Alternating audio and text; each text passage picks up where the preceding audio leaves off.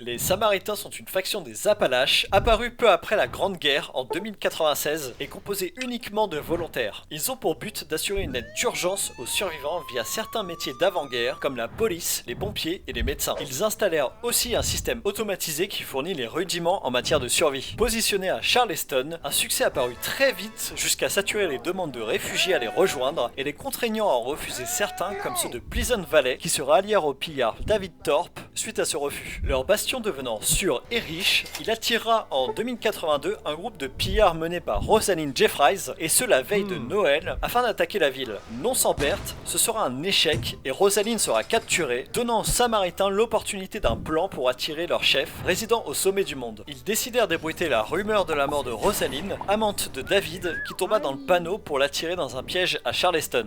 Vraiment dans le panneau, plus ou moins, car David rusa et détruisit le barrage de Summersville avec des mini-nukes, inondant la ville et tuant sa bien-aimée accidentellement. Les survivants s'enfuiront en direction de Morgantown, qui servira de point stratégique pour leur contact avec leurs alliés, la confrérie de l'acier et les États libres. Les Samaritains entretinrent leur relation avec ces deux alliés grâce à leur accès à des ressources de première nécessité qu'ils partagèrent avec eux. Cela portera ses fruits puisque 4 ans après l'inondation, Samaritains et confréries seront côte à côte contre les super mutants à Huntersville en janvier 2086, et l'officialisation de cette alliance permit aussi de repousser des pillards de la montagne. L'alliance sera de courte durée à cause de l'enclave, semblant inexistante jusque-là, qui libérera des expériences scientifiques dans le but de faire réagir son niveau DEFCON, jugé trop bas, et donc avoir accès à l'arsenal nucléaire. Un cauchemar pour beaucoup de nouveaux joueurs nommés les Sulfuries. Cette menace sera un énorme coup dur de manière générale, qui sera accompagné d'une peste qui transforme l'homme en calciné. Face à cette menace d'abord sous-estimée par les Samaritains mais pas par la confrérie de l'acier, un climat de tension fera son apparition le 12 mars 2095 entre les deux factions. La confrérie de l'acier étant considérée comme alarmiste et trop demandeuse de ressources. Les Samaritains sous-estimeront tellement la situation qu'ils réaliseront trop tard leurs erreurs, perdant alliés et membres, et se retrouveront seuls face à la menace calcinée, même si une tentative du vaccin sera lancée en vain, beaucoup trop tardivement. C'est ce cumul d'échecs qui entraînera leur fin, ainsi que l'invasion calcinée sur l'aéroport de Morgantown le 7 novembre 2096. La faction verra un retour en 2103 avec une recrudescence des habitants grâce à la maîtrise de la contagion par les habitants de l'abri 76, mais aussi grâce à Heather Ellis, découvrant leur histoire et rejoignant l'organisation. De nouvelles têtes s'ajouteront rapidement par la suite, et ce sera un an après, en 2104, qu'une femme du nom de Rucker installera un refuge dans le golfe de West Spring, reformant un groupe de Samaritains aussi en cet endroit. Et toi, que penses-tu des Samaritains ?